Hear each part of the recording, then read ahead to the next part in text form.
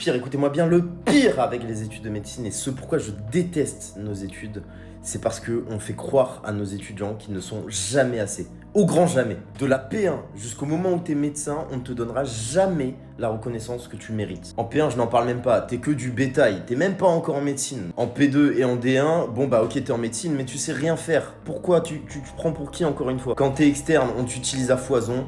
Allez, va me chercher un ECG, vas-y, va voir le patient là-bas, va me chercher ça dans tel service. Quand t'es interne, ça s'arrange pas, tu te fais encore utiliser, t'as aucune reconnaissance de la part de l'hôpital public, ni même de l'État, ni même des patients. Et quand t'es enfin médecin, tu te fais détester parce que dans l'inconscient collectif, tu gagnes trop d'argent, parce que tu travailleras jamais assez, alors que ça fait 10 putains d'années que tu mets ta vie au second plan, que tu travailles des 10-12 heures par jour, que ce soit en révisant, que ce soit en étant à l'hôpital, pour apprendre à soigner des gens ou soigner des gens. Le système n'en a rien à faire de nous. Les patients, rares sont ceux qui sont réellement reconnaissants. Alors que de base, derrière la plupart d'entre nous, pour pas dire tout le monde, il y avait un enfant qui avait un rêve en tête, celui de soigner les gens et de faire du bien autour de lui.